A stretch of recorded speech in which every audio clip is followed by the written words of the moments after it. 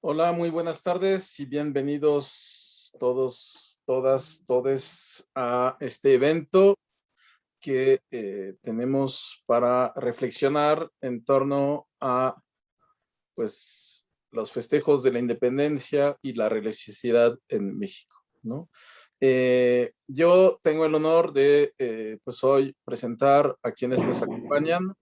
En nombre de la doctora Marta Pacheco y la doctora Elsa Aguilar, es un placer pues poder estar el día de hoy con ustedes a través de esta transmisión de esos nuevos pues coloquios, congresos que hacemos en línea, ¿no? Parte de ya esta nueva normalidad que pues creo que están condenados a quedarse, ya lo híbrido es lo de hoy, esto es totalmente virtual, pero aquí estamos.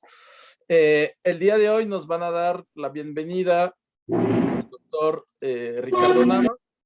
El doctor Ricardo Nava es teólogo e historiador, profesor investigador del Departamento de Historia de la Universidad Iberoamericana y director del mismo departamento. Muy buenas tardes, doctor Ricardo. Y quien también nos va a dar la inauguración es el doctor Rodrigo Antonio Vega y Ortega Báez.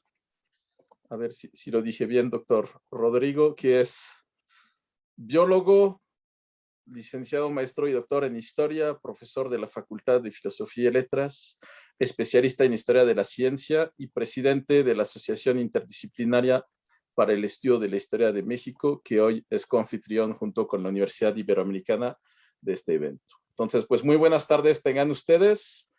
Adelante, por favor, para que inauguren este evento virtual. Muchas gracias, Ives. Gracias a todos. Pues solo quiero dar las gracias por poder llevar a cabo este evento conmemorativo sobre la independencia y la religiosidad en México, que pues lo planteamos, bueno, se ha planteado en tres cronologías: 1821, 1921 y 2021. A nombre de la Universidad Iberoamericana y particularmente del Departamento de Historia, que pertenece a la División de Humanidades y Comunicación, pues le damos a todos la más cordial bienvenida a este evento conmemorativo de la independencia y la religiosidad en México, y agradecemos mucho a la Asociación Interdisciplinaria para el Estudio de la Historia de México por permitirnos sumarnos a este evento y estas conmemoraciones. Gracias también a todos los organizadores y pues particularmente a Ives y a Marta Pacheco por la invitación también de poder estar aquí con ustedes para darles esta bienvenida. Gracias. Muchas gracias, doctor Nava. Buenas tardes a todos y todas. También, bueno, en principio agradezco las palabras del doctor Ricardo Nava Murcia, director del Departamento de Historia de la Universidad Iberoamericana. También agradezco la participación de los conferencistas Jan Meyer y Lancemo. Y bueno, pues como me han antecedido el doctor Nava, el coloquio Conmemoraciones de la Independencia y Religiosidad en México, 1821-1921-2021, a celebrarse durante 3 tardes, fue una iniciativa presentada por Marta Pacheco, Elsa Aguilar e Yves Solís, con el propósito de reunir especialistas en torno a una fecha tan importante en la historia de nuestro país, además de polémica, hace 100 años y también hoy en día, en el marco de los 200 años de la independencia soberana de México. Como han visto, el programa es nutrido gracias a historiadores e historiadoras de diferentes instituciones que abordan novedosos estudios de caso relativos a los siglos XIX y XX. Y bueno, pues confío en que el público, tanto el que está presente en las sesiones de Zoom como en las redes sociales, participará de forma amplia en las discusiones de cada mesa y conferencia. Y enhorabuena tanto a Elsa, a Marta y a Ives, como a todos nuestros ponentes. Muchas felicidades. Muchas gracias, doctor Vega. Es un honor y un placer para mí poder presentar a nuestro primer conferencista, el doctor Jean Meyer, quien nos va a pues, compartir su reflexión sobre la Iglesia Católica y las independencias de las Américas, que no se llamaba todavía latina. Voy a permitirme presentar el doctor Meyer. Muchos de ustedes lo conocen. Siempre ha sido muy generoso con los jóvenes investigadores y ya no tan jóvenes. Yo lo conocí, no tenía tantas canas, pero siempre ha sido muy generoso para compartir con todos nosotros. Y pues estoy seguro que hoy no será la excepción de esta generosidad que lo caracteriza. El doctor Meyer es historiador de origen francés, naturalizado mexicano en 1977, y ha sido quien ha difundido con alcance mundial el estudio sistemático del conflicto religioso en México entre 1926 y 1929, acuñándolo como la cristiada. Cuando yo lo conocí por primera vez me decía que la cristiada lo sigue persiguiendo, pero pues también ha escrito sobre muchos otros temas. Es maestro fundador del Centro de Estudios Rurales del Colegio de Michoacán. En la actualidad es profesor investigador emérito del Centro de Investigación y Docencia Económica del CIDE. Es miembro de la Academia Mexicana de Historia y su obra intelectual es una de las más vastas y relevantes de la historiografía mexicana y latinoamericana. Le agradecemos muchísimo haber aceptado inaugurar este coloquio y compartirnos sus reflexiones sobre pues, el papel de la Iglesia Católica y esas independencias de la América que no se llamaba todavía latina. Muchas gracias, doctor Meyer. Muy bienvenido. Adelante.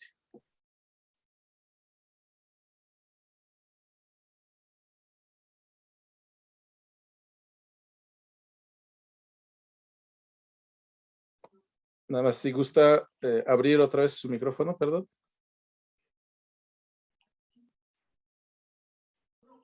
A ver, déjeme ver si aquí le puedo solicitar abrir el micrófono. Sino para pedirle a Daniel que nos apoye pidiendo que se reabra el micrófono.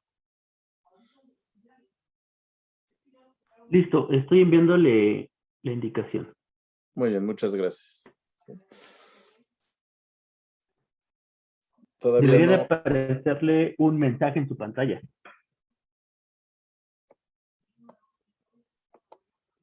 A ver, ¿no? Del lado izquierdo debería aparecer activar el audio al lado de la pantallita del video.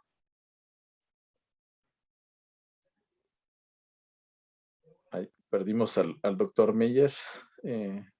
Una disculpa a todos por este inconveniente. A ver si ahorita otra vez aparece. Pero bueno, mientras se reincorpora el doctor Meyer, voy a aprovechar para compartir con ustedes el programa de hoy. Vamos a ver, no sé, Daniel, si me puede apoyar para compartir otra vez. A ver, veamos. Muy bien, entonces vamos ahorita a escuchar la conferencia del doctor Meyer. Doctor Meyer, ¿ya nos escucha bien? Sí, ¿y ustedes me escuchan? Perfecto, muy bien. Bueno, entonces, como dicen, se cayó el sistema. Así es. Pero bueno, pues adelante, doctor Meyer, lo escuchamos. Bueno, les agradezco mucho la invitación, les deseo éxito. Siempre es una hazaña bastante pesada organizar un coloquio. Como son jóvenes, todavía tienen el valor de hacerlo. Cuando uno reflexiona sobre cualquier tema, empieza con lo que sabe y piensa que sabe bastante. Pero luego la misma operación mental lo lleva a uno a dudar precisamente de lo que se presume conocido. Por eso en mi título dije una América que todavía no se llamaba latina, porque estamos tan acostumbrados a decir América Latina, aunque ustedes de la Ibero usan la palabra alemana que me parece más pertinente de Iberoamérica, para no olvidar al gigante brasileño. Pero ejemplo de las novedades estimulantes, acabo de recibir un libro que sale apenas de la imprenta de la Universidad de Navarra en Pamplona, y el libro, coordinado por Rodrigo Ruiz Velasco Barba y Manuel Andreu Gálvez, pues el título, la verdad, es muy estimulante, porque el título es La fractura del mundo hispánico, las secesiones americanas en su bicentenario. La fractura del mundo hispánico es un tema muy importante y muy grandioso, y la palabra secesión es también muy importante, porque en realidad es eso, un imperio que está en crisis, y por cierto una crisis, pues yo diría accidental, provocada por un criminal que se llamaba Napoleón Bonaparte, y contra una idea todavía demasiado aceptada de que España estaba en decadencia a finales del siglo XVIII, que después de un gran rey, Carlos III, venía un rey incapaz, impotente, cornudo, y que eso correspondía a la decadencia general de España y de su imperio. Bueno, no es cierto. El imperio murió de muerte violenta, con la creación violenta de un vacío de poder que obligó a las élites locales y a su vez los pueblos a llenar ese vacío.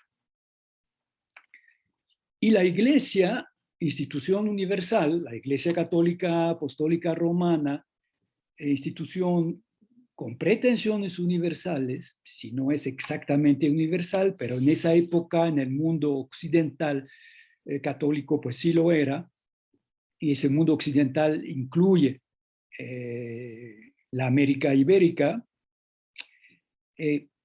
La Iglesia estuvo también en un estado de crisis. Napoleón no tenía la culpa la tenía la Revolución Francesa. Una Revolución Francesa que estuvo a punto de destruir la Iglesia, o por lo menos el papado. Hay que recordar que un papa secuestrado, exiliado en Francia, su cadáver va a la fosa común en Valencia, y que otro papa lo secuestró Napoleón, nada menos, ¿no?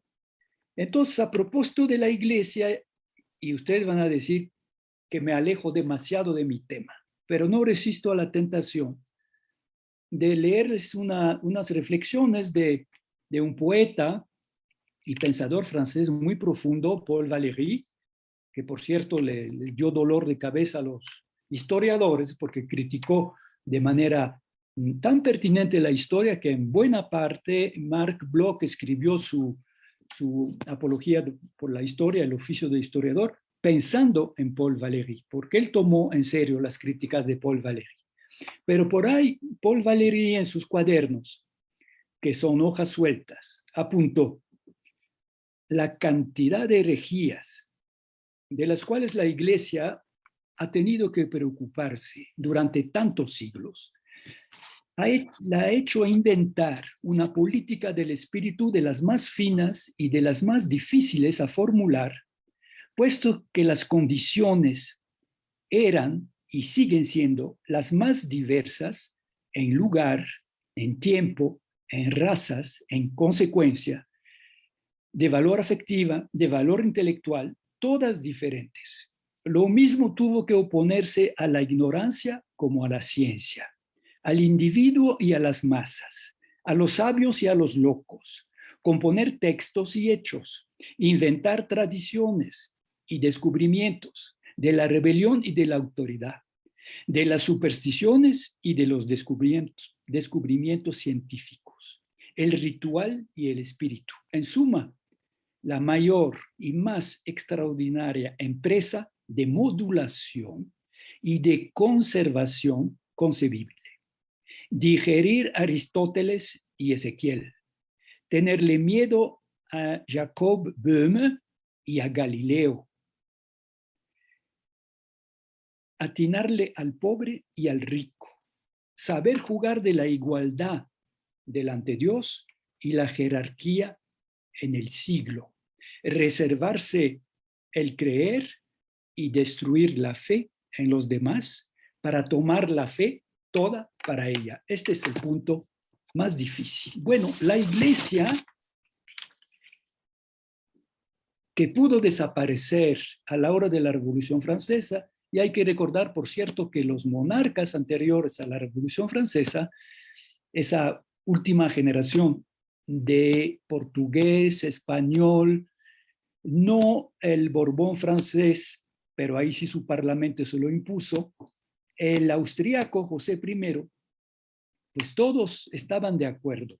Primero, en suprimir la Compañía de Jesús y lograron imponer al Papa la desaparición de la compañía y pensaron seriamente en abolir el papado para tener, un poco como en el mundo ortodoxo, una serie de iglesias nacionales. Bien, a la hora de la desaparición del Imperio Hispánico, que es lo que nosotros llamamos la consumación de las independencias, pues la iglesia se encontró con ese problema, agravado por la terquedad de un monarca español que después de haber sido Fernando el deseado, Fernando el bien amado, se había vuelto el ultraconservador y perseguidor de todo intento de cambio en España, y que se opuso tercamente a reconocer la independencia de los nuevos estados americanos y logró paralizar la política institucional religiosa de la Iglesia en América Latina, creando un sinfín de vacancias episcopales y debilitando las iglesias locales frente a las jóvenes repúblicas que pretendían heredar del poder tradicional del rey de España, a saber, el patronato. Fórmula que se elaboró a principios del siglo XVI, primero en Francia, con François I, y que después, bajo el nombre de concordato en este caso, pero que después se extendió a todas las monarquías católicas. Un patronato que el papado está obligado a delegar grandes poderes institucionales, administrativos, al monarca, que es católico, sobre la iglesia de su reino. Dicho esto, puedo intentar entonces entrar de plano en el tema.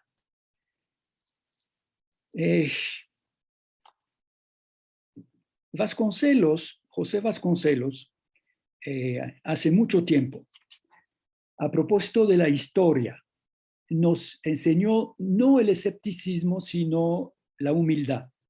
Él dijo, del conjunto de sucesos pasados, extraemos aquellos que poseen significado aplicable a la práctica o a la reflexión de los contemporáneos. Es lo que estamos haciendo ahora, reflexionando sobre el bicentenario de nuestras independencia o de nuestras secesiones. Y Vasconcelos sigue, cada selección de hechos, quiérase o no, va influida de la preocupación del investigador, a tal punto que el supuesto de una historia imparcial es ilusorio.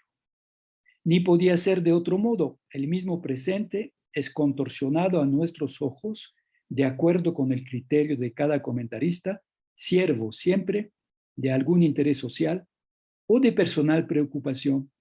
Con mayor razón es difícil determinar un pasado que ya fue objeto de toda una sucesión de versiones. El presente, en cada caso, engendra el concepto de la historia y de él se sirve.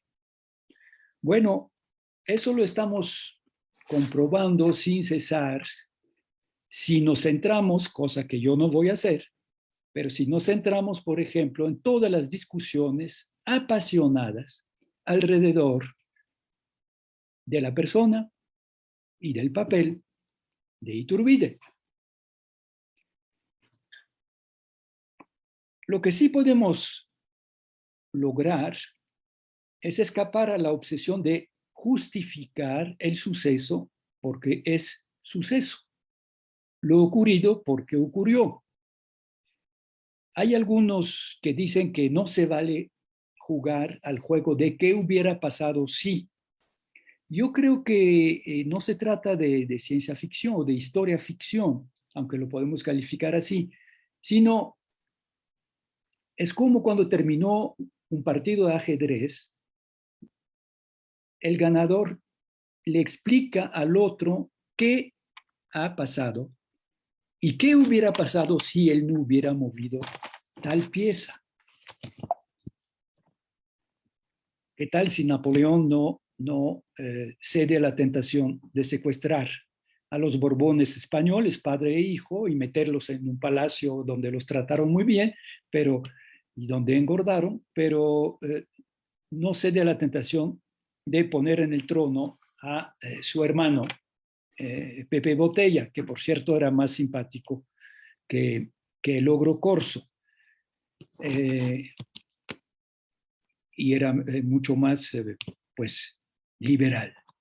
Entonces podríamos decir, y eso no hago más que repetir lo que le oí a mi maestro Pierre Chonu en 1964, no hace 100 años, pero casi, en su seminario en París, y que después publicó en su gran compendio que se llama América y las Américas.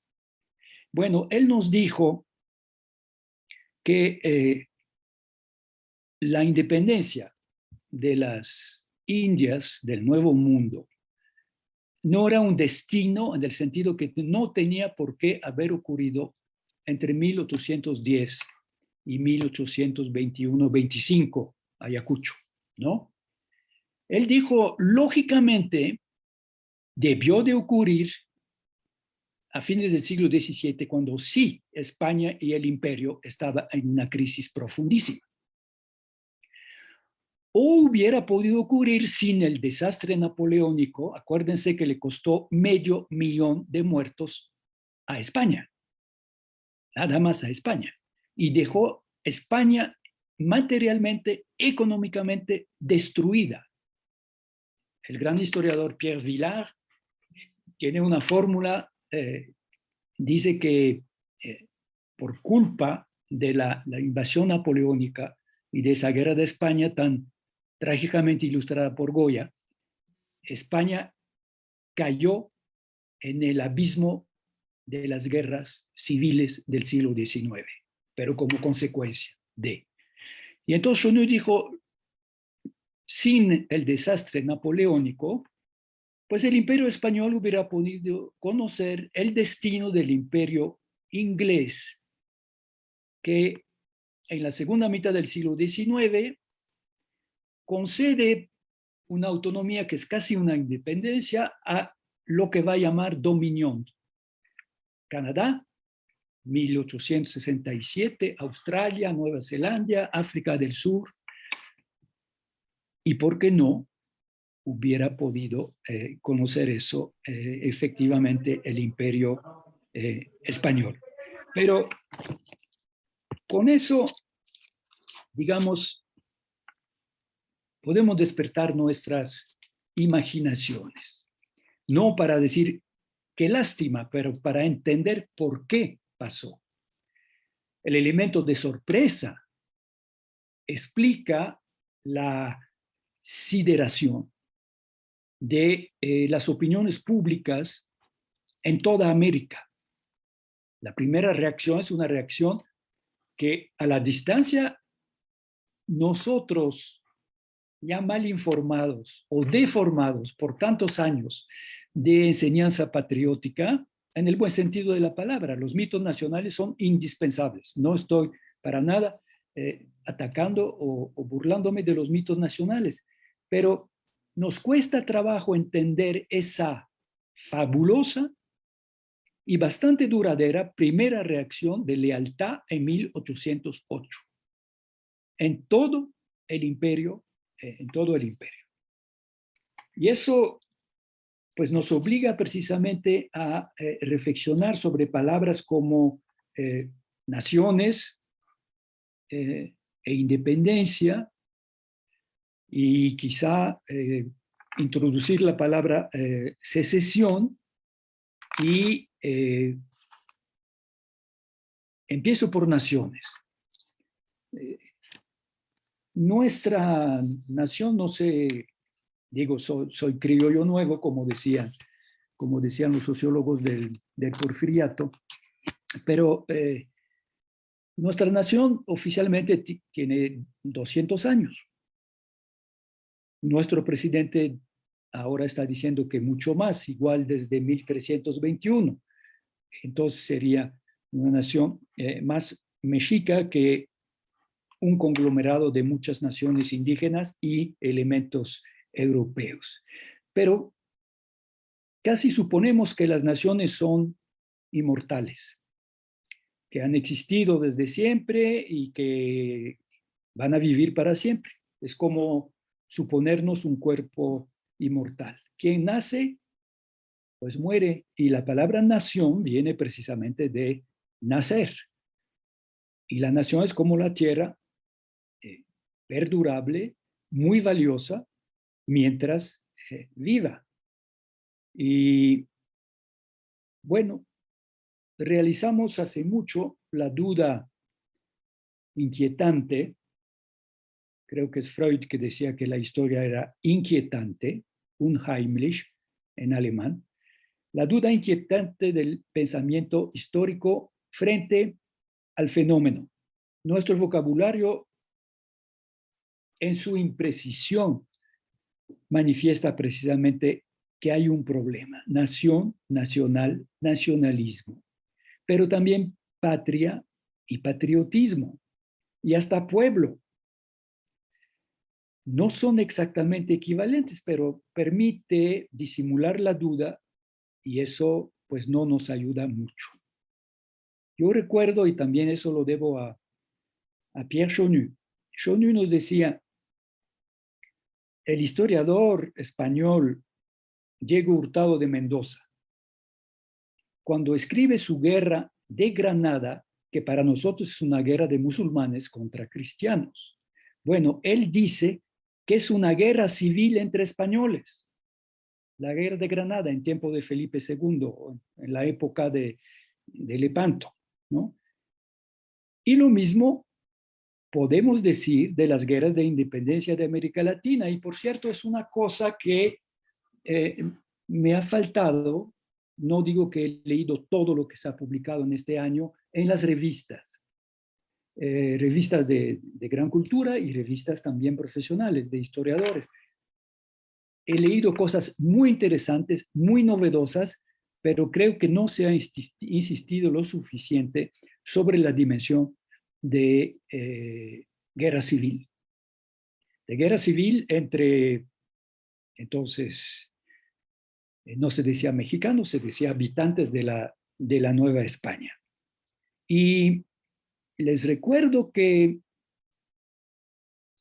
durante mucho tiempo se mencionaba, hoy en día mucho menos, la influencia de Estados Unidos sobre la independencia de América Latina como modelo, como la primera independencia colonial, pero era un imperio muy diferente. El inglés no podemos comparar a los colonos de la Nueva Inglaterra, de New England, y de Virginia y de Carolina y de eso a la Nueva España. La comparación no se puede hacer.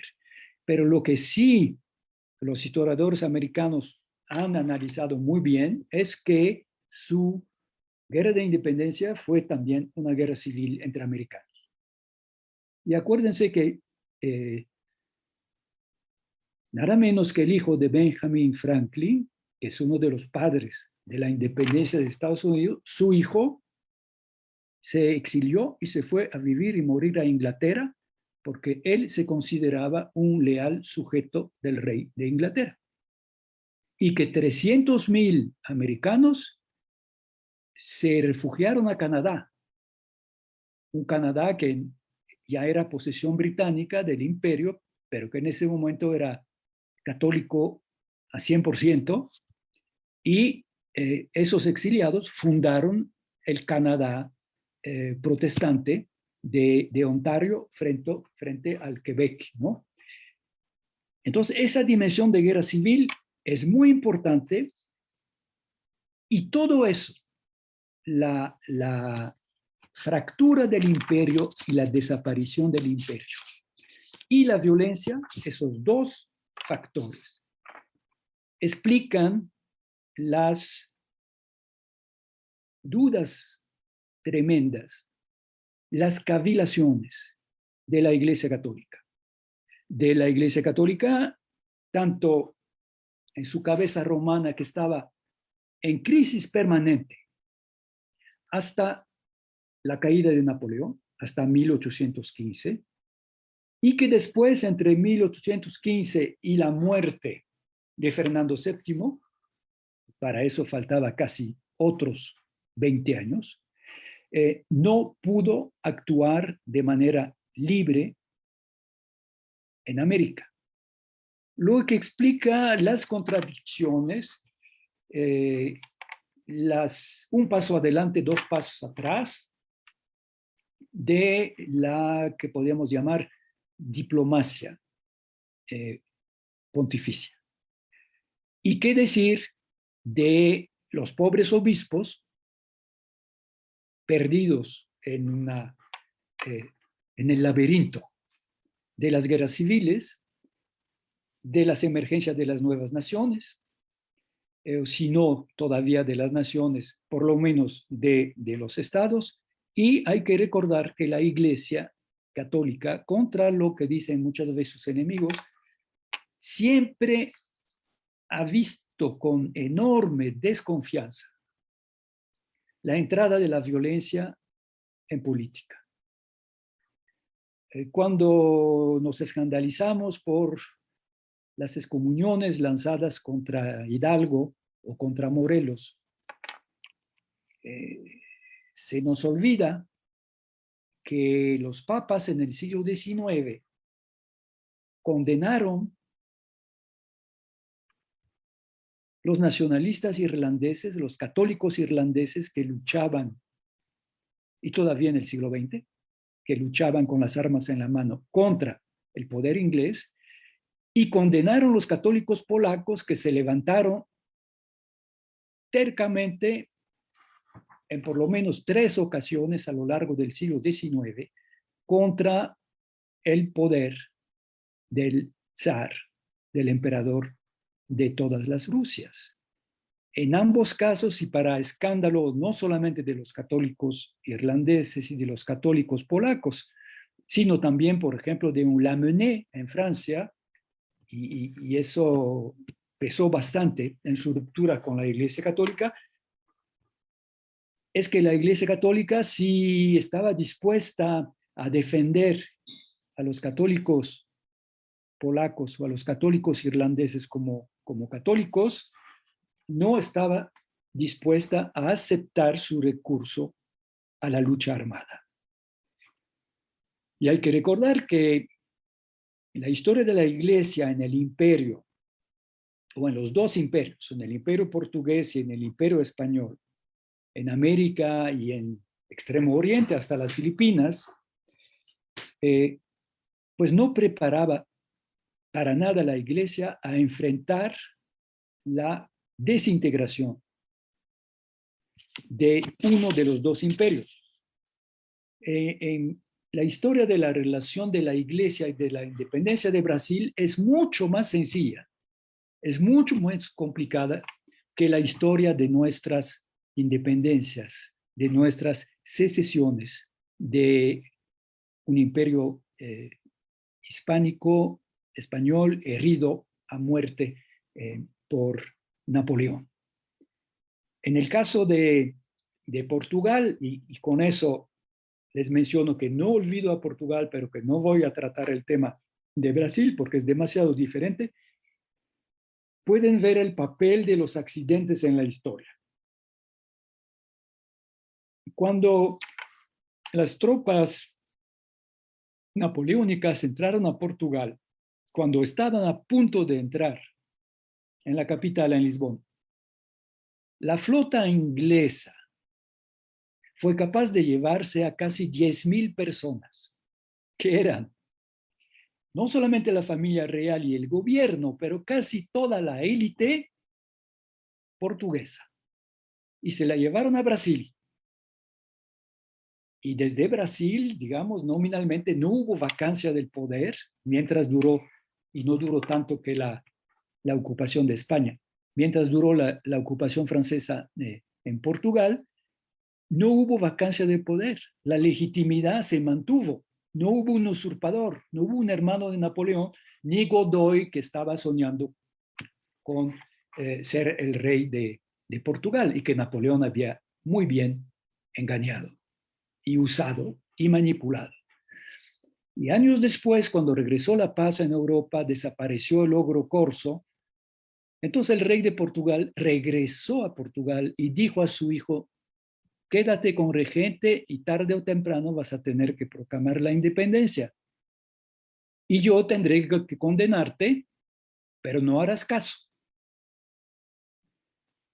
Excelente análisis profético, análisis de las fuerzas en presencia, y así fue.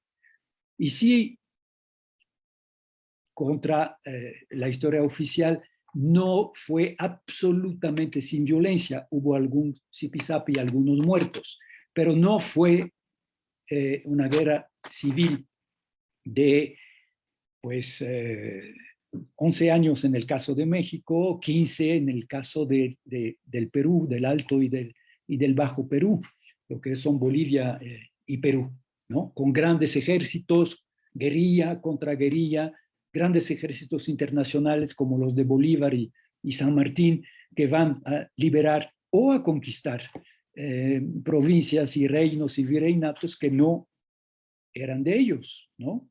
Entonces, podemos olvidarnos de Brasil y de Portugal para insistir sobre el caso del Imperio Español. En el Imperio Español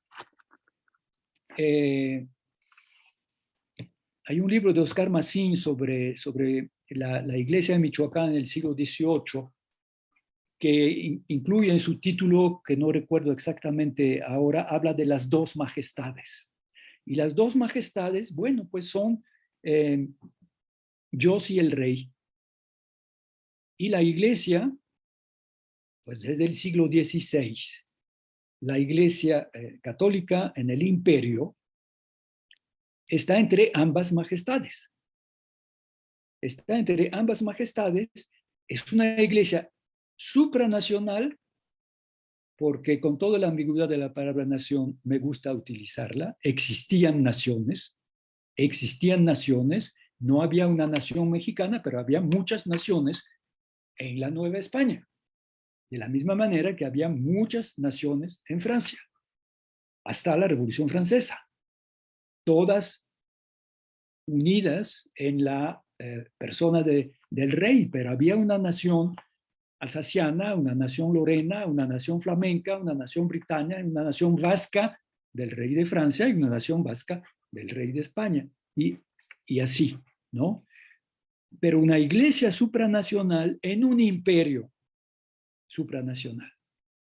Y una iglesia que tiene una misión religiosa, obviamente, pero al servicio de la otra majestad también es un factor esencial de gobierno y de regulación del orden político.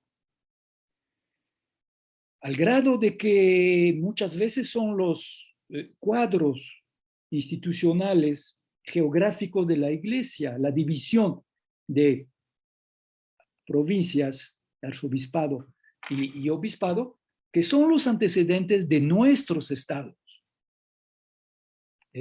Muy claramente. Y entonces el Estado acaba por, o el imperio, mejor dicho, por imponer un modelo eclesiástico en el cual la iglesia está más o menos subordinada.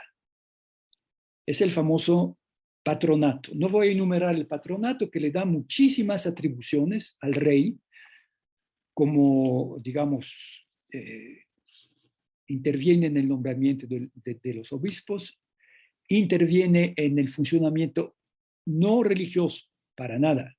No se mete ni en temas de teología, ni de dogmas, ni de sacramentos. Pero en la administración, que va desde los nombramientos de curas hasta de obispos, o en las finanzas de la iglesia, donde cobra impuesto y cobra durante las vacancias de las funciones, ese mismo monarca católico puede prohibir la entrada y la circulación de cualquier texto romano. Y eso, digamos, eso es en el marco del patronato, que es una cosa que las repúblicas independientes intentaron después conservar. Ese sistema duró siglos en Europa y pues duró los 2,5, 3 siglos que duró el imperio en América. Y es una América que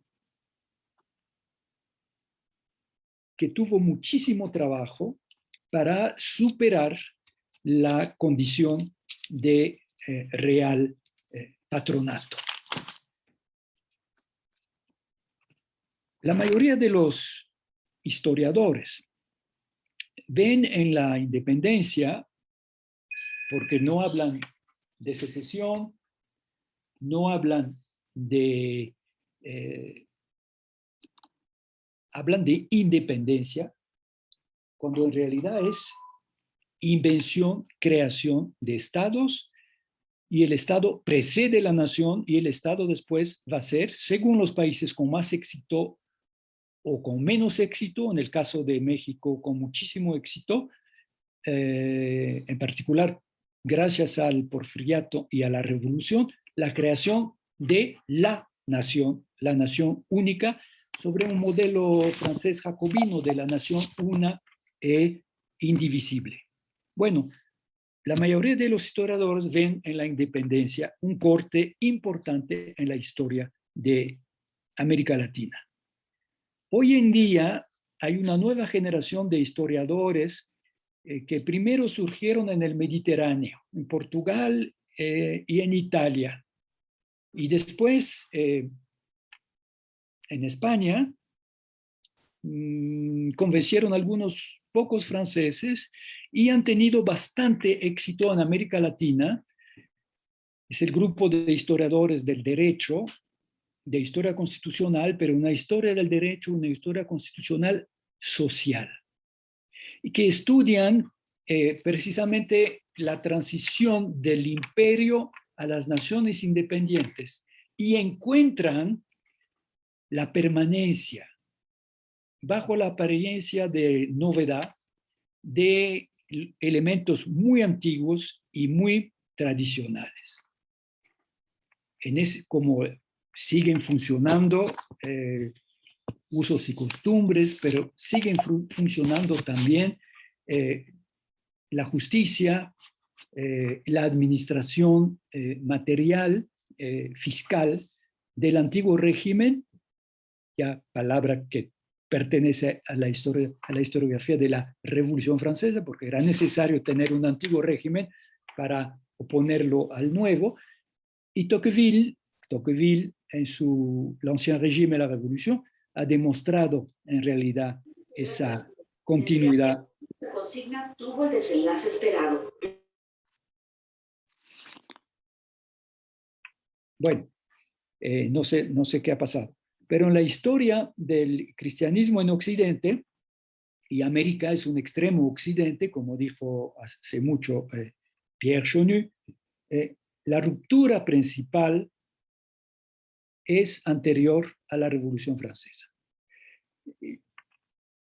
Hay que reconocer que nuestros antepasados, los historiadores tradicionales, que criticamos mucho, pero muchas veces tenían la razón. Y por ejemplo, hay esa cosa que hoy, digamos, criticamos, que es la historia de los antecedentes, ¿no? De encontrar signos precursores que anuncian la Revolución Francesa, ¿no? Como los microsismos anuncian el gran sismo que va a venir alguna vez. Y tuvimos la tentación a rechazar esa idea, diciendo, es que es la ilusión a posteriori, como sabemos que viene la independencia, todo lo que hay antes lo interpretamos en ese sentido.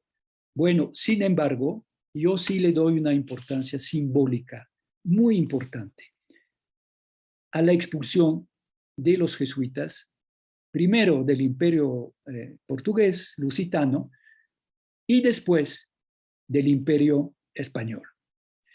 Más como símbolo que como realidad. No estoy diciendo que la gente de Guanajuato recibe a Hidalgo, se levanta con Hidalgo y comete el masacre de la Alhóndiga, porque se acuerdan que cuando la expulsión de los jesuitas, los mineros de Guanajuato se levantaron, defendieron a los jesuitas y la ciudad de Guanajuato fue duramente castigada, hasta acusada de ser ginebrina, o sea, protestante, ¿no? Y castigada fiscalmente. Creo que hasta la independencia, ¿no? O por lo menos hasta 1810. No, la plebe, el pueblo de Guanajuato que recibe a Hidalgo y que se levanta, no se acuerda de eso. Pero simbólicamente la expulsión de los jesuitas significa el triunfo de cierta ilustración. Ya sabemos que hay varias ilustraciones, incluso que Tulio Halperin Dongui nos dijo, nos enseñó con mucha razón que existía una ilustración cristiana. Esos curas que vacunaban a la hora, aprovechando que la gente presentaba el niño al bautizo, en ese momento mismo se le aplicaba la vacuna contra la viruela negra, que era mortífera, ¿no? O que dejaba de por vida deformada la gente.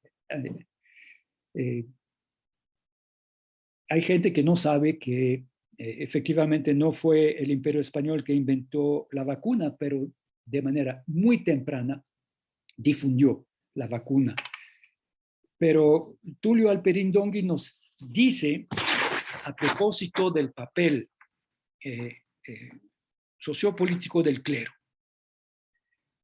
en esa ilustración cristiana. Hay entonces, es en ese libro extraordinario que un hombre solo ha sido capaz de escribir una historia contemporánea de América Latina, que se publicó en 1969, hoy en día ninguno de nosotros sería capaz de hacerlo. Pero en ese libro, donde hay como una introducción de 100 páginas sobre lo que no es contemporáneo, pero entonces en 100 páginas habla de 3 siglos y dice, hay entonces en este fin del siglo XVIII un progreso indiscutible en el personal eclesiástico secular. Este colabora con entusiasmo en algunos casos, en otros casos con solo el celo que corresponde a súbditos fieles, con la obra reformadora de la corona, una forma de ilustración cristiana, que encuentra su modelo en el párroco de aldea, que es a la vez pastor de alma y vocero de las nuevas ciencias y técnicas. Se traduce, por ejemplo, en esas láminas diseminadas desde Guatemala a Buenos Aires, que muestran a un sacerdote llevando solemnemente en sus manos ese nuevo instrumento de salvación terrena que es la lanceta de la vacuna. Hoy en día me admiro del entusiasmo con el cual nuestro pueblo mexicano recibe la vacuna. Y cuando comparo con mi pueblo natal de Francia, donde hay un 20% de la población que se define orgullosamente como anti-vax, pues yo digo que México es mucho más adelantado que Francia. Pero bueno, a fines del siglo XVIII, el sacerdote peruano Vicente Amil y Feijó apoyaba en la teología su defensa del despotismo, el despotismo ilustrado, por cierto. Cito, ya sea que el príncipe haga buen o mal uso de su poder, ese poder siempre es conferido por Dios, incluso si su gobierno es tiránico hasta el punto de que deje de ser un príncipe y se convierta en un demonio.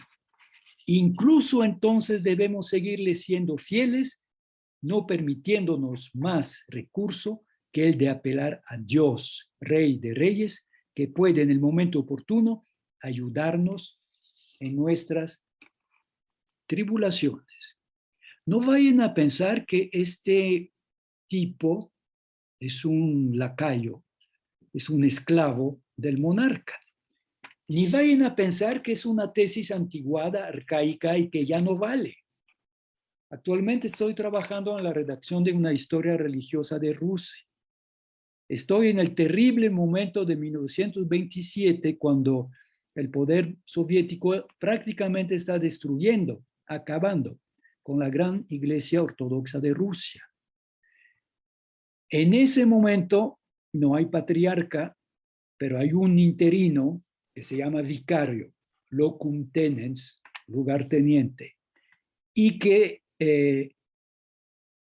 casi todos los obispos están en campos de concentración, han fusilado ya miles de sacerdotes, y él manda un mensaje a los fieles, donde dice textualmente lo que acaba de decir este sacerdote peruano, con la única diferencia que no llega a decir que el poder soviético es un demonio, pero le pide a los fieles la lealtad al poder soviético y llega a decir: somos hijos de la gran patria soviética, sus alegrías son nuestras alegrías, sus derrotas son nuestras derrotas, y nos alegramos con sus victorias y lloramos con sus derrotas. Bueno, casi provocó un cisma en los sobrevivientes de la Iglesia Ortodoxa, y hasta la fecha se pelean los teólogos para saber si el pobre patriarca, después en 1943, Stalin dijo, bueno, sacó 4 arzobispos de la cárcel y dijo, nómbrelo patriarca. Se restableció el patriarcado que había desaparecido. Siguen discutiendo en Rusia hoy para saber si es un santo o si es un lacayo. Para decirles que si los tiempos cambian, hay problemas que no cambian y hay reacciones humanas que no cambian. Entonces, el triunfo de las luces, incluso en las monarquías católicas europeas, llevó a la liquidación de las órdenes religiosas. Empezaron con los jesuitas en Portugal y en España, pero después siguió. Y a la hora de la independencia en América Latina, prácticamente durante los primeros 50 años de independencia hay una casi desaparición de las órdenes religiosas. Y luego periódicamente en nuestro México hubo también expulsión o prohibición de las órdenes religiosas. En todo eso hay una continuidad. Antes de la independencia y después de la independencia, antes de la desaparición del imperio y después de la desaparición del imperio, que me obliga a minimizar la importancia, no la importancia, que es importantísima, la fractura y la secesión, pero decir que después del gran temblor, después del macrosismo, hay una continuidad. Ahora, una consecuencia que evidentemente no esperaba ni el ministro Pombal de Portugal, ni los ministros de Carlos III, ni el Parlamento de París, ni José I de Austria, es que esos jesuitas ibéricos, italianos, flamencos, checos, húngaros, alemanes, americanos, esos jesuitas expulsados, que vivieron una vida de miseria y de abandono increíble, de la cual no tenemos idea, porque nadie los quería, porque todo el mundo le tenía miedo a los monarcas, hasta el Papa. Entonces, por ejemplo, a muchos los instalaron, yo diría casi encerraron, en la paupérrima isla de Córcega,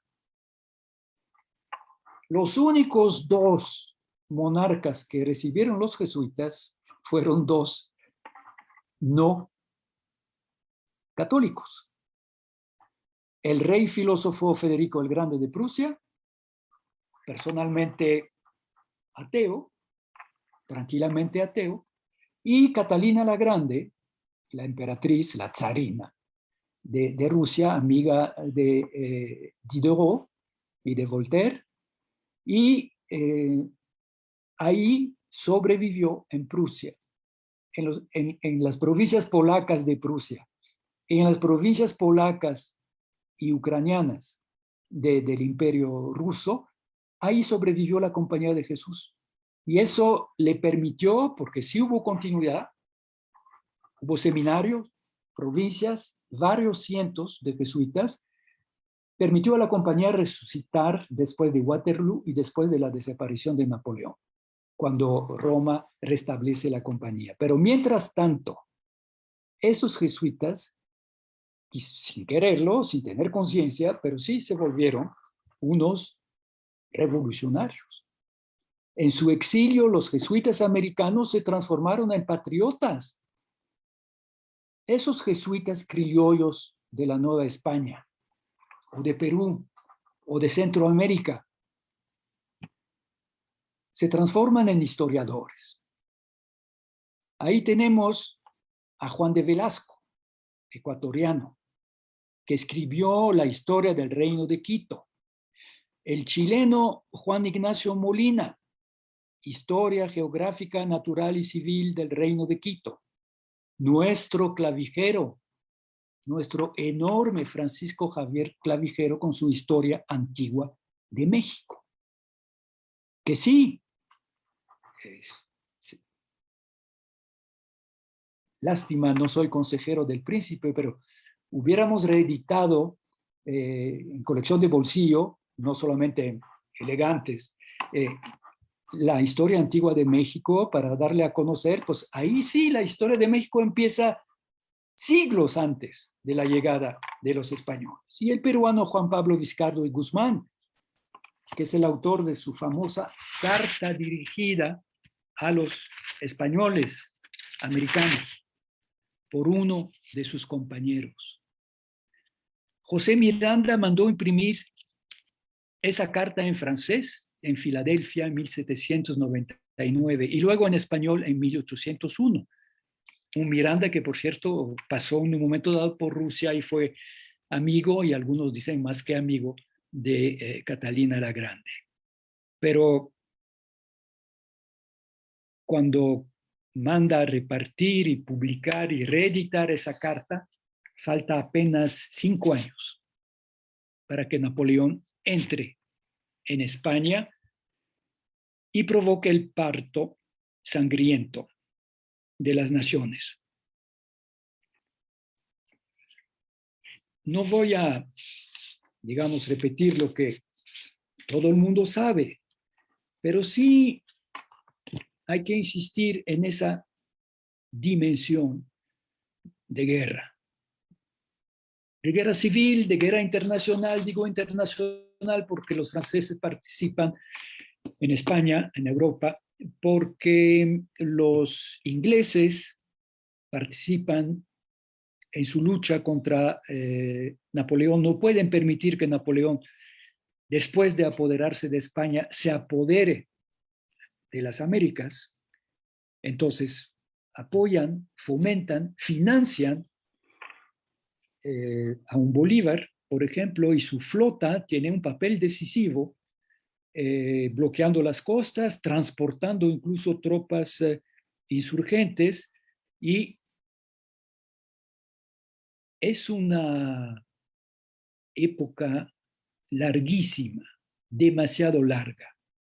1808-10, cuando empiezan los primeros enfrentamientos, hasta 1825, cuando termina, con excepción del Caribe, con excepción de Cuba y de Puerto Rico, que, digamos, Puerto Rico no conseguirá la independencia, sino que caerá bajo el dominio de Estados Unidos a fines del siglo XIX, y Cuba conseguirá una independencia a medias. Lo importante, y aunque lo sepa todo el mundo, lo quiero repetir, es que mientras Brasil se separa sin ruido, el gigante Brasil se separa del pequeño Portugal, que le da un emperador, el antiguo imperio español nace muchos estados, muchas veces en el marco administrativo de las antiguas audiencias, muchos estados que, para desesperación de los libertadores, acuérdense Bolívar, América es ingobernable, ¿quién hace la revolución? Ara en el mar, o la independencia es el único bien que hemos ganado al precio de todo lo demás. Y luego en 1830 Hegel en sus lecturas históricas dice, vemos prosperar a la América del Norte, en cambio en la América del Sur las repúblicas no descansan sino sobre el poder militar. Toda su historia es una revolución continua. Estados confederados se separan, otros se unen de nuevo y todos esos cambios se llevan a cabo por medio de las revoluciones militares. El continente ha entrado a la hora en la era, más bien, porque va a durar mucho tiempo, a lo largo del siglo XIX, la era de las guerras civiles, de los caudillos, otra vez con excepción de Brasil, no afectado por la crisis política porque ha vivido una historia muy diferente. Entonces, los historiadores, cuando consideran que la independencia es realmente la línea divisoria, el parteagua, y los historiadores de la Iglesia que imitan esa teoría, pues no entienden bien que la independencia fue la empresa militar y política de las élites americanas deseosas de instalarse por su cuenta y de romper con el centralismo imperial de Madrid, aprovechando precisamente el vacío de poder. Eso explica todas las dudas, todas las hesitaciones de la Iglesia y explica todas las críticas que hasta la fecha nuestros catecismos nacionales, cometiendo anacronismo, pues acusan la Iglesia de haber sido traidora, de no haber apoyado la independencia, los obispos de haber sido lacayos del rey y el Papa también de haber sido el servidor del imperio colonialista español. En todo eso hay una acumulación, hay una cantidad de acumulación de anacronismos, de juicios de valores que son de nuestra época y que no corresponden a la vivencia de la época.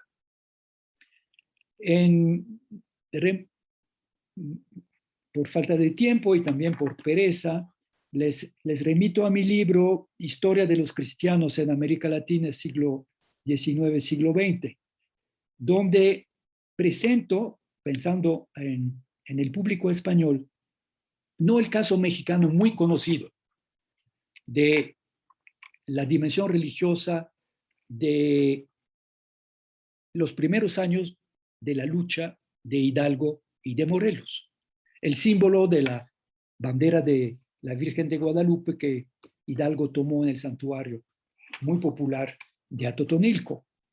Eso está muy conocido, pero cuento la historia de Quito y de un levantamiento, una revolución que fue también clerical, pero en este caso mucho más claramente que en el caso de México, como una santa cruzada contra el enemigo que es, detrás del administrador español, el anticristo Napoleón. la rebelión, el levantamiento contra el poder de Madrid, es que el poder de Madrid es el poder francés. ¿Cómo es posible que la madre España, que el poderosísimo imperio español haya caído tan fácilmente? Y que el rey, y que su hijo, y que toda la familia real esté presa en Francia. Es que la élite española afrancesada, los filósofos ateos, los malvados discípulos de Rousseau, que se escribe con O, y de Voltaire, que se escribe ER, han traicionado y han entregado España a los franceses y van a entregar América al anticristo Napoleón.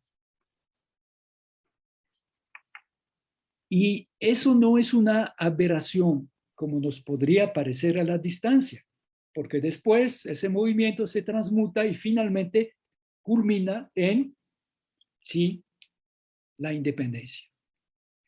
Roma, el papado, pues el papado muy débil, como les decía, había estado a punto de desaparecer, era muy pobre, casi no tenía recursos, el papado no tenía nada que ver con el poder que tendrá a fines del siglo XIX y en el siglo XX. Yo diría que por lo menos hasta Concilio de Vaticano II y con un rebote de influencia bajo el pontificado de Juan Pablo II. No, el papado de la época no tenía absolutamente ninguna autoridad.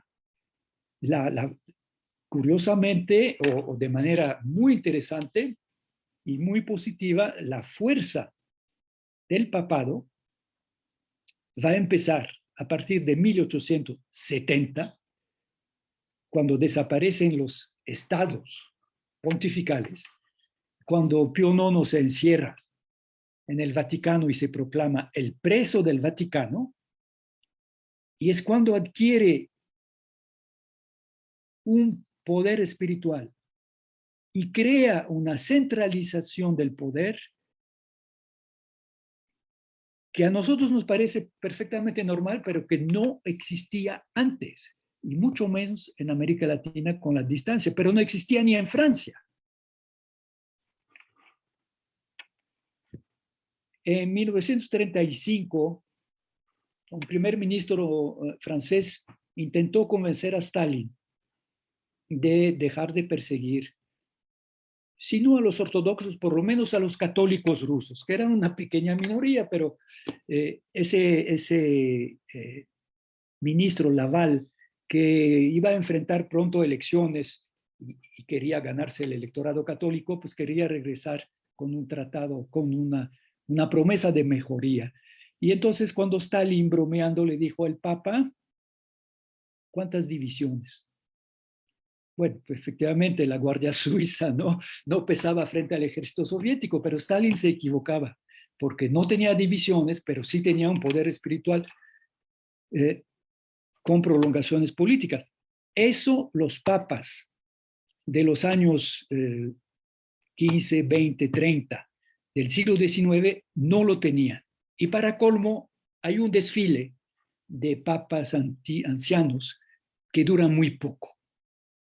Y eso explica esas contradicciones. Cuando parece que se fortalece el poder conservador ultra reaccionario de Fernando VII, pues se inclinan, se doblegan y mandan un mensaje pidiendo la lealtad y la obediencia al rey. Cuando parece que los insurgentes van ganando, toma cierta distancia. Pero finalmente el Papa no pudo restablecer la situación antes de la muerte de Fernando VII. El resultado es que cuando muere Fernando VII, la mayoría de las sedes episcopales son vacantes. Y son vacantes desde hace muchos años. Y eso hace que las iglesias, que forzosamente tienen que organizarse sobre una base, ahora sí, nacional, o por lo menos geográficamente, coincide con las fronteras de los nuevos estados. Son iglesias locales, prácticamente sin órdenes religiosas, prácticamente sin obispos, que tienen que enfrentar un joven poder republicano que quiere absolutamente heredar del patronato. Y eso abre la puerta a todos los conflictos del siglo XIX. Y con eso, digamos, con esa ventana abierta hacia un futuro, es un futuro pasado, pero es un futuro incierto, termino mi ponencia. Muchas gracias por su atención.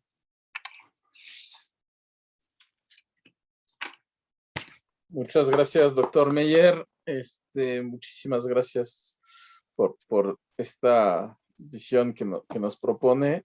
Le voy a pedir a Belén y a Daniel que nos apoyen a leer preguntas que haya en el chat, comentarios que haya también en el chat. Aquí la doctora Bravo Rubio tomó muchos apuntes. No sé si quiera iniciar con algunos comentarios, preguntas. Berenice, buenas tardes.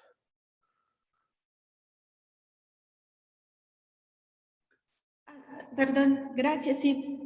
Doctor Jan Meyer, siempre es un placer escucharlo. He tomado en efecto muchas notas, ¿no? Es un periodo que nos ha llamado siempre la atención. Sin duda, creo que la historiografía siempre ha dejado de lado ese problema de los papas, ¿no? Es que los papas tienen una incertidumbre y no pueden simplemente hacer mucho, ¿no? Porque están de verdad entre la espada y la pared. Creo que ese es uno de los aspectos que poco se aborda cuando vemos nuestros movimientos de la independencia. Y también, bueno, estuve tomando notas sobre el concepto de guerra civil. Me gustaría un poco, si usted puede, solo si tenemos el tiempo y quiere como un poco compartirnos por qué es importante como categoría de análisis tomarla para estos momentos. Solo eso. Muchas gracias. Sí, ¿me escuchan? Perfecto. Ah, bueno, ok. Hay un personaje admirable que es Abadi Keipo. Abadi Keipo, ya saben ustedes, fue amigo de Hidalgo antes de excomulgarlo. Abadi Keipo, muy admirado por Mora. Mora lo considera, es Mora quien lo rescata, que le da mucha publicidad, porque Abadi Keipo en España fue muy maltratado, por cierto. Mora lo considera como el padre putativo o el padre intelectual del liberalismo mexicano. Y sí, en todos los escritos de Abadi Keipo tenemos preocupación social, preocupación económica, preocupación de desarrollo, preocupación. Pero al mismo tiempo Abadi Keipo, y no solamente porque es peninsular. Abadi Keipo no es un nacionalista español en el sentido moderno de la palabra. Es un nostálgico porque ve que se está perdiendo. Es un nostálgico del imperio español, de la Casa Grande, donde cabemos todos. Esa es la dimensión de guerra civil. Y en el caso de México, por ejemplo, los ejércitos, hasta 1815, cuando llegan los primeros contingentes militares de peninsulares, pero tanto los insurgentes como los realistas, los ejércitos, son mexicanos, o si la palabra no existe todavía, son de Nueva España.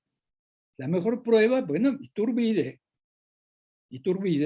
no es un militar español, Iturbide es un criollo. Y durante mucho tiempo las comunidades indígenas fueron más bien del lado de los realistas que del lado de los insurgentes. Y en la continuidad a la cual aludí en la continuidad que están ahora subrayando los historiadores del grupo ICOES,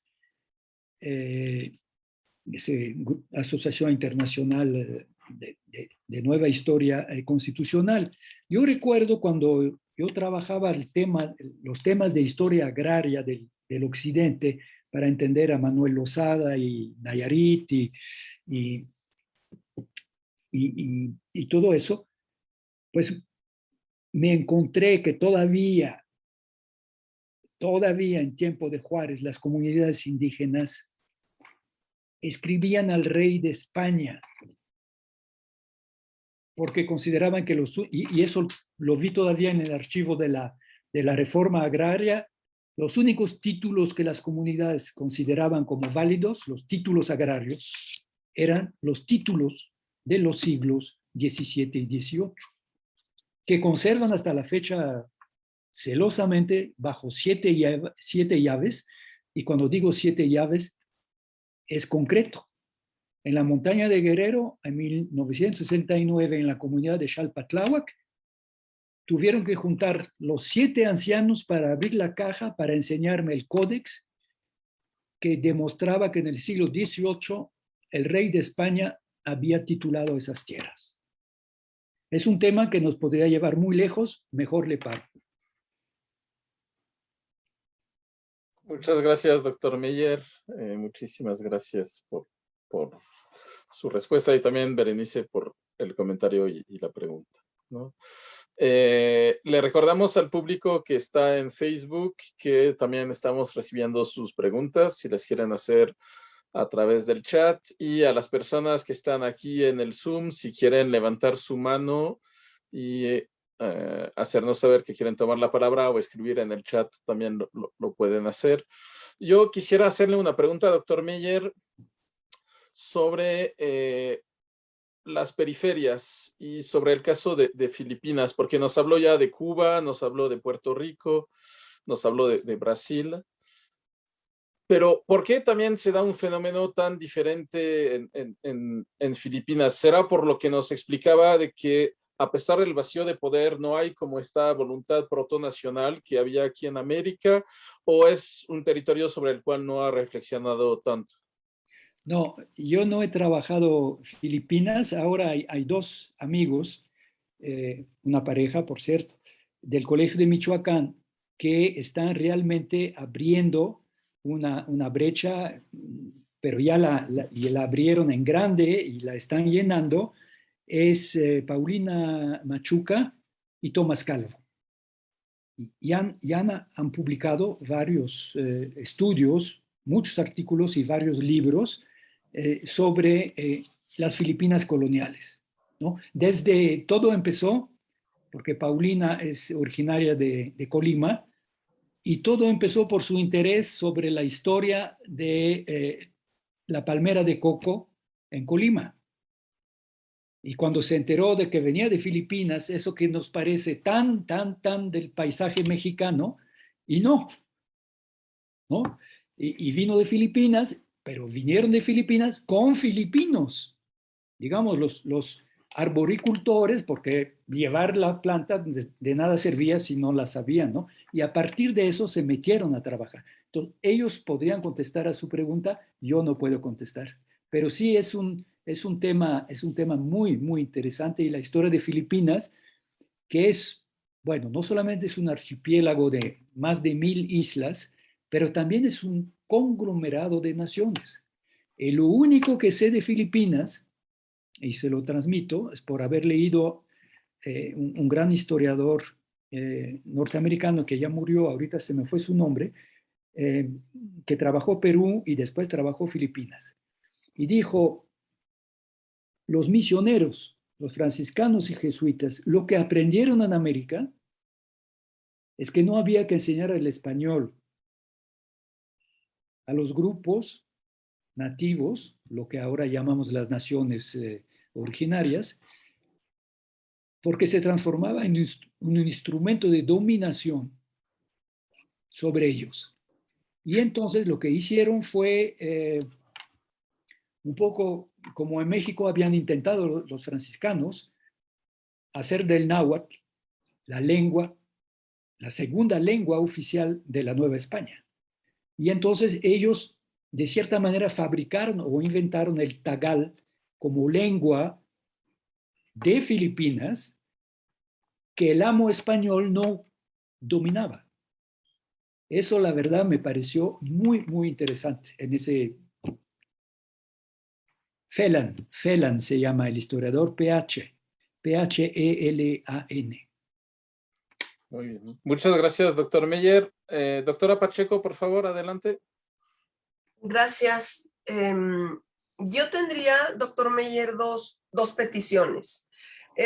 Si pudiera abundar un poco más ese tema de que la iglesia pierde, o el papado más bien, pierde poder político territorial y gana en poder espiritual, ¿no? Esa es una. Y otra, sí, ¿en qué momento, y si es que hay algún momento en el siglo XIX, que la iglesia justifique el uso de la violencia? Por favor, gracias. Sí, la primera pregunta es muy interesante. El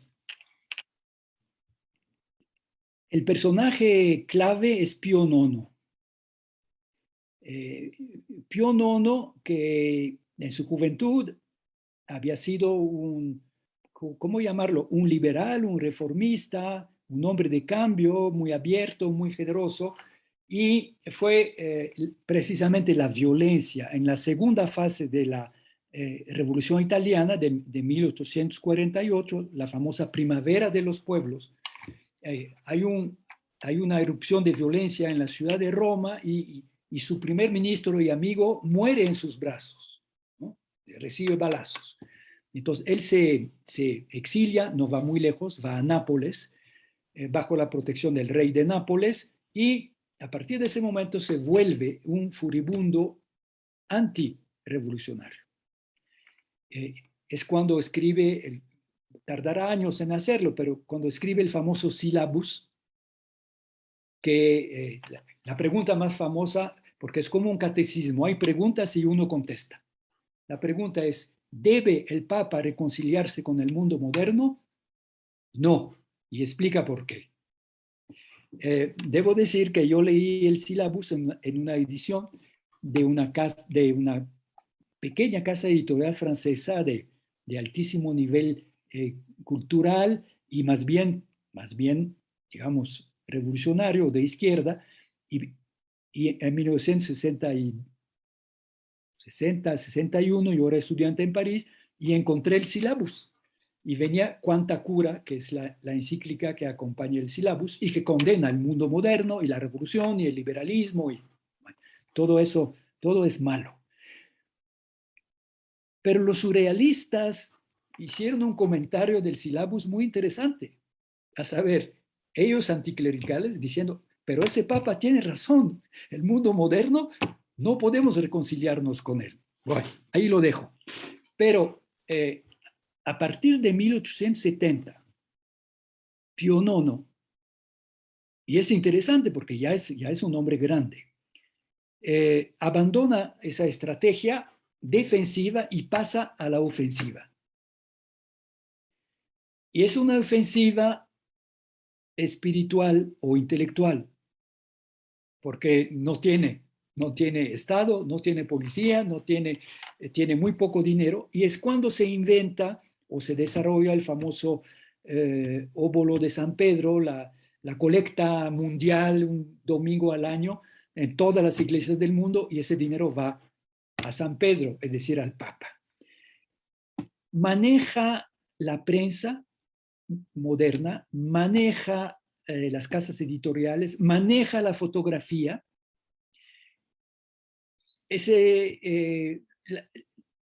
La sotana que en nuestro mundo ha desaparecido, pero cuando yo era chico, digamos, hasta el Concilio Vaticano, todos los sacerdotes andaban con sotana. A veces más corta, o los que andaban en motocicleta la levantaban y se la metían en las botas, pero andaban en sotana. La sotana casi la inventa o la populariza Pío IX. Antes no. Y entonces hay postales que se editan por millones que circulan en el mundo entero del Papa Pío IX en sotana.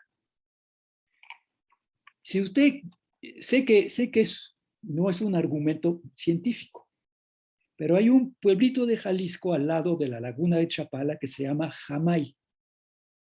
En Jamay hay un monumento extraordinario levantado por el municipio y por un albañil del pueblo, de esos albañiles que saben que la baba de nopal es el mejor ingrediente que entra en el cemento. Hay un monumento a Pío IX. Creo que reproduje la fotografía de ese monumento en mi libro Historia de los Cristianos. Es un monumento que es admirable, es kitsch, se parece a un pastel de 15 años, de esas de muégano, de así, y arriba está la estatua de Pío IX. Fines del siglo XIX, en un pueblito del México profundo, hasta dónde llegó la popularidad de Pío IX. Pero cosa mucho más seria y estudiada por muchos jóvenes colegas de aquí de México, es lo que llamamos la romanización del clero. El clero mexicano va a formarse y latinoamericano va a formarse en el famoso Pío latinoamericano. Se llama Pío por Pío IX. Y no es un fenómeno exclusivamente latinoamericano. Los franceses, los alemanes, todos pasan por Roma. Y la famosa centralización romana, que hasta la fecha para ciertos católicos, es un problema que asfixia un poco la iglesia, centralización que se repite, el obispo repite la verticalidad del poder del papa, etcétera, etcétera, ¿no? Y nunca se le da el lugar que teóricamente el concilio ha devuelto a los laicos. Pero todo eso explica el contraste, digamos, el error de Stalin. ¿Cuántas divisiones? Ja, ja, ja. No tiene ninguna división, pero tiene ese poder increíble y que hace que los protestantes se indignan y dicen, pero la papolatría es la idolatría de un hombre que vive, que es un monarca. Y ahora, un día Juan XXIII decía a un hombre que admiro muchísimo y que tuvo un papel muy importante en la declaración del concilio sobre los judíos, el historiador francés Jules Isaac, al final de la entrevista donde Jules Isaac le pedía intervenir a favor de los judíos para que los católicos abandonaran para siempre el antisemitismo. Y entonces le dijo, ¿puedo esperar algo? Un poquito. Y el Papa le dijo, mucho, pero paciencia. ¿Ustedes creen que la iglesia es una monarquía? No, la iglesia es una democracia, es un parlamento con facciones y partidos y es muy difícil mover las cosas. Entonces usted tiene las dos dimensiones. Y la otra pregunta, ¿cuál era? Perdón. Que había dos. Si en algún momento la iglesia justifica la violencia en el siglo XIX. No. El problema volvió a plantearse en el siglo XX a propósito del IRA en Irlanda antes de 1926 y en México a propósito de la cristiada. Y hubo algunos teólogos, 3 teólogos, de los cuales 2 jesuitas en Roma, que contestaron a los emisarios de la Liga que habían ido a preguntarles si la lucha armada era teológicamente lícita. Entonces hubo 3 teólogos para decir que sí. Y el Papa los convocó y les puso una regañiza terrible, diciendo los mexicanos como ciudadanos tienen derecho a hacer lo que quieren. Pero como católicos no pueden invocar la teología y la doctrina cristiana para justificar su lucha armada. Entonces se les permitió sin justificar. Pero a partir de 1932, cuando vuelven a levantarse en arma ciertos católicos mexicanos, los mismos, digamos, de la Liga, que estaban convencidos cosa que ahora sabemos, está documentado, que es totalmente falso, que los obispos mexicanos, 2, habían engañado al Papa para que firmara los arreglos. Bueno, ese Papa, para nada engañado, prohíbe la lucha armada. Okay. Y yo recogí 16 mandamientos de obispos mexicanos entre 1932 y 34, prohibiendo a los católicos la lucha armada. Porque hay algunas justificaciones que se basaban en Santo Tomás, ¿no? De que era lícita el tiranicidio, pues, o no sé cómo, que había una guerra lícita y otra no, pues. Santo Tomás nunca justificó el tiranicidio. Digamos, toda la temática de la guerra ya la definió San Agustín, Santo Tomás de manera mucho más precisa. De todos modos, ninguna guerra puede ser santa. Eso sí queda clarísimo. En buena teología, de San Agustín a Santo Tomás, jamás hay una contradicción. Ninguna guerra puede ser santa. Una guerra puede ser lícita, si es defensiva, y luego hay una serie de condiciones. Sí. Que el remedio no sea peor que el mal, que las consecuencias no sean fatales. Hay una serie de condiciones que realmente, digamos, todos los estados, todas las potencias se la pasan por el arco de triunfo. Pero no se puede encontrar en una teología correcta, no digo que no haya, yo no soy teólogo, seguramente encontrarán por allá algún teólogo que diga lo contrario. Pero los grandes, y en la teoría oficial de la Iglesia romana y de la Iglesia ortodoxa, no puede haber guerra santa. Puede haber guerra lícita, pero bajo condiciones,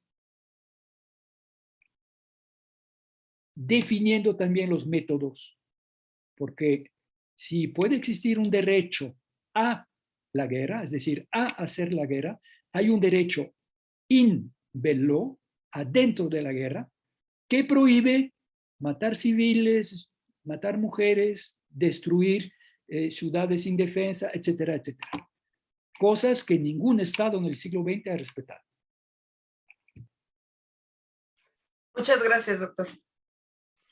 Muy bien, pues muchas gracias, doctor Meyer. Ya casi llegamos a las 6 de la tarde, entonces, si les parece bien, hacemos una pausa. Yo, de verdad, pues, doctor Meyer, como siempre, le quiero agradecer toda su generosidad por compartir con nosotros. No, Yves, perdón. Yo fui joven en una época y he gozado la generosidad de grandes maestros, de uno que ya era viejísimo, que había sido maestro de mi papá, Pierre Renouvin, el que renovó la historia de relaciones internacionales, pero también Jean-Baptiste Durosel, que dio clases en el Colegio de México, y luego el gigante que es Pierre Chonu. Pierre Chonu, un gran protestante, un hombre que se hizo cristiano a los 35 años y que siempre hablaba con cariño decía, pues Dios me hizo entrar en la iglesia calvinista francesa, pero ay, cómo extraño nuestra vieja madre romana. Yves, que les vaya muy bien a todos. Gracias, doctor Meyer, muchas gracias. Vamos ahorita a hacer una pausa. Vamos a dejar de transmitir en Facebook, pero ya a las 6 de la tarde arrancamos la mesa. Va a moderar la doctora Laura Camila Ramírez, quien presentará a los ponentes y pues aquí están ya varios presentes. Para nuestra primera mesa le voy a pedir a Daniel, en lo que nos despedimos para tomar agua, café, que nos haga el favor de proyectar el programa para que vean la mesa que viene, que es pues la primera fecha, 1821. ¿Sí? Les agradecemos a todos, les recordamos que después puedan hacer preguntas y nos despedimos ahorita por Facebook y los vemos en 10 minutos. Vamos ahorita a suspender la grabación. Muchísimas gracias.